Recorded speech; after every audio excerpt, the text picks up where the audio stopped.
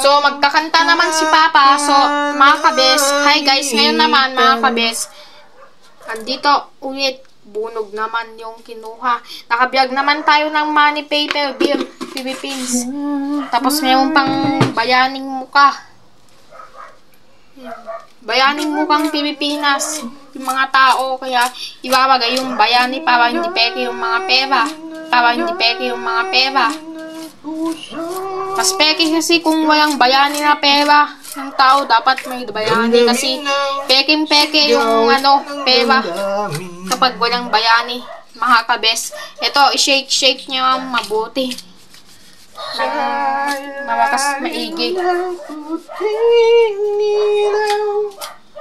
Ito na siya. Ayan, tawaga dati yan. Dati yan kasi, Papa, meron siyang bubura kaya tabaga dati yan. And magsha-shave na din siya gamit yung shaver. Marami na kasing meron na kasing magsha-shave. Ayan, dito sa labas itong maguwawa. And i-shave niya mabuti para wala naman ulit. Pero maya-maya magtutubo yan nang tumagal. O, diba? Share-shaban niya para nilaba yung Papa. Ayan. Ayan. I-shave niya lang yung malakas-lakas.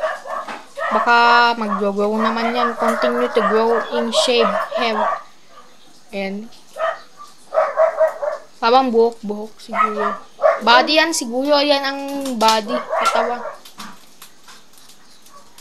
Mag-shave para matatanggal naman yung mga buhok niya. O yung balbas. Ayan, dami na kasing buhok mga balbas. Baka ang rock na yan. Rock na yan siguro. Kapag nashaban, gamit yan. Pero kung walang yan, ito! Ito si Rexos. Oh! Baby! Baby! Ayan. Baby o baby. Kasi syempre, dito naman si Rexos naka-crib. Pero kapangalan niya yung sasakyan na Lexus, kaya Lexus yung pangalan niya. You just relax mode. You just relax mode. Lexus. What? Oh, yay! Yay, very good. It's yes. You just relax mode. In your way back or way down. Kasayan.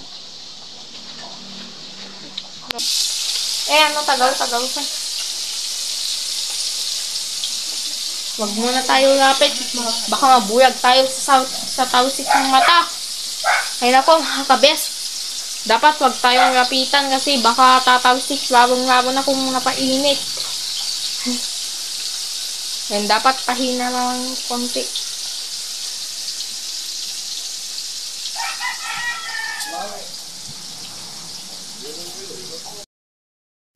So, natapos na itong bunog. Ang tinatawag.